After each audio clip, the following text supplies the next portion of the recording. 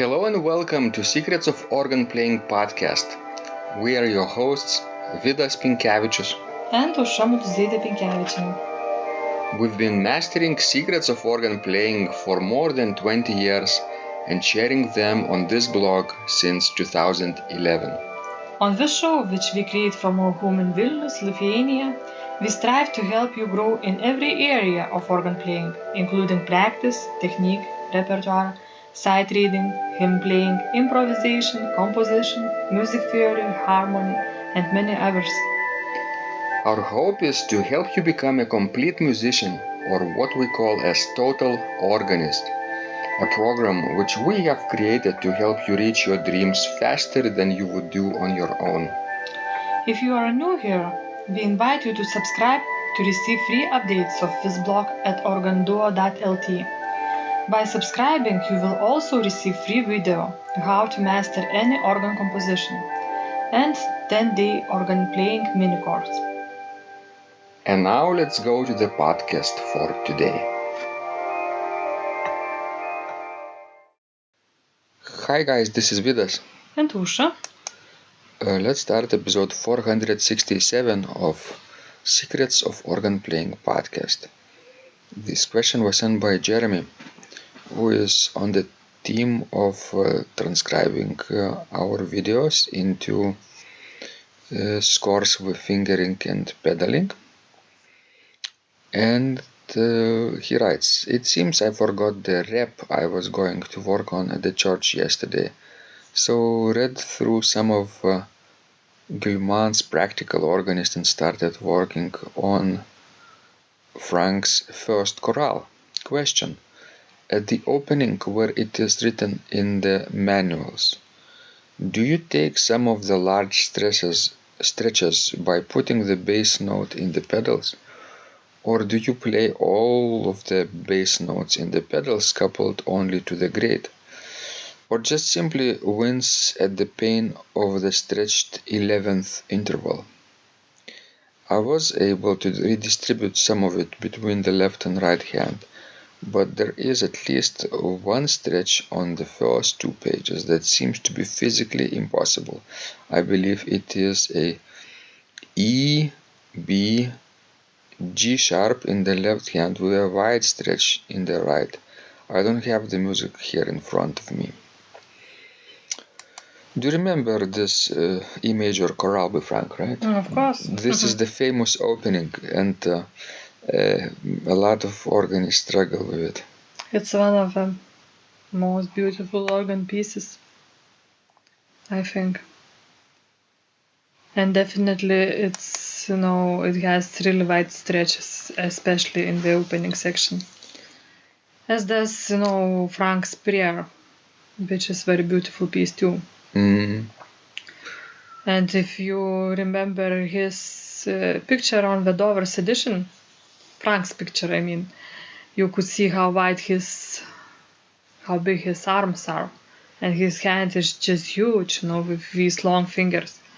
I don't think it was, he had any difficulty to play his music.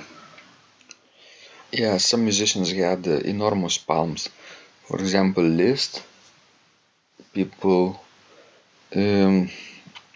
People saw his, I think, print of his palm, and basically it was very, very wide.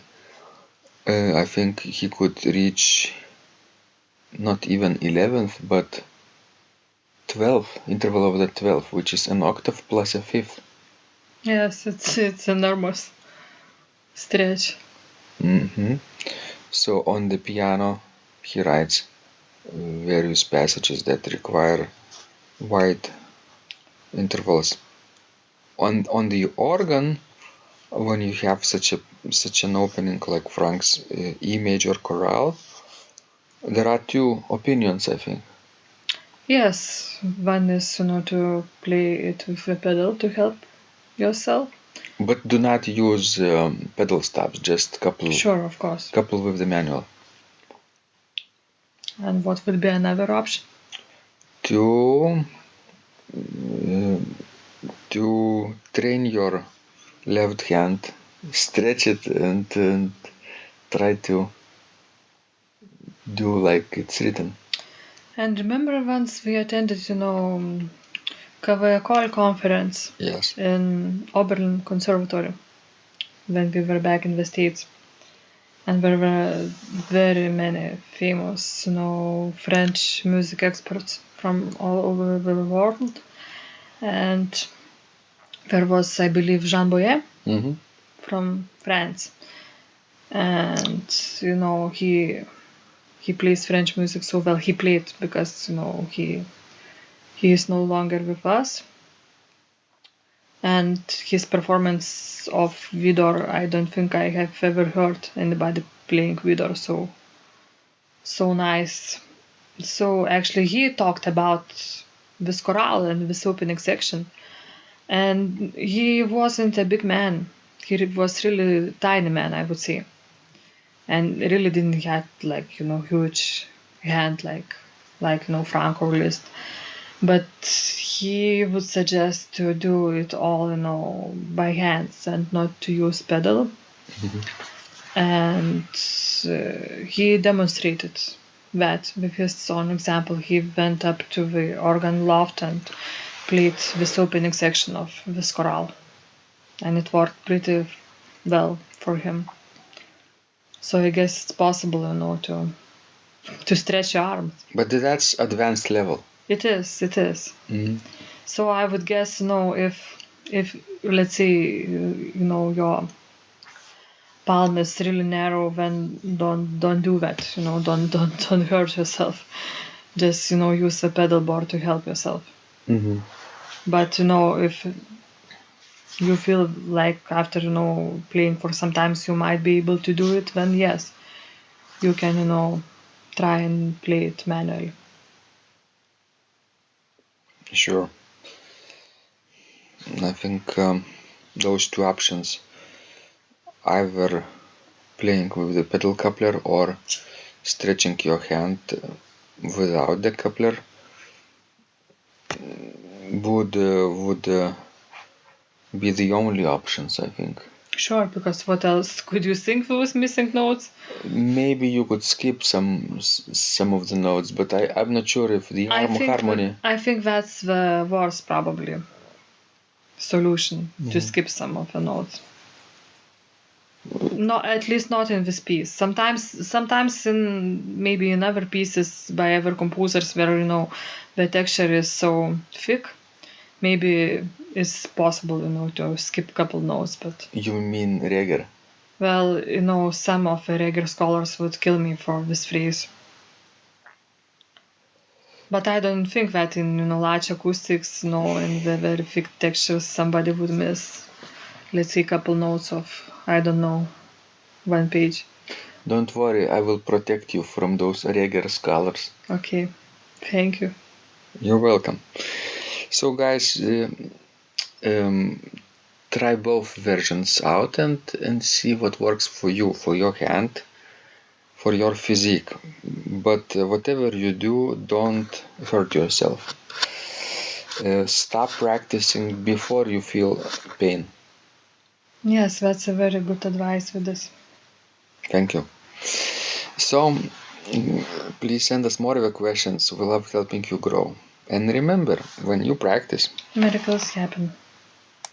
This blog is supported by Total Organist, the most comprehensive organ training program online, where you will find courses for every area of organ playing, including technique, practice, sight reading, repertoire playing, hymn playing, improvisation, composition, music theory and harmony, with hundreds of scores and thousands of exercises.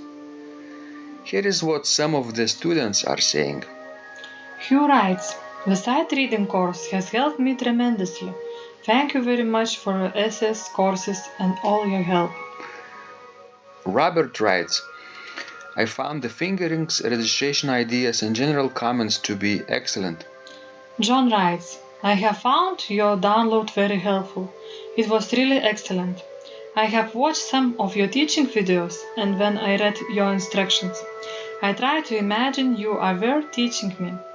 You may feel disappointed that I am 2-3 days behind, but I am a slow learner, and I have committed to taking the time to get it right, as you say.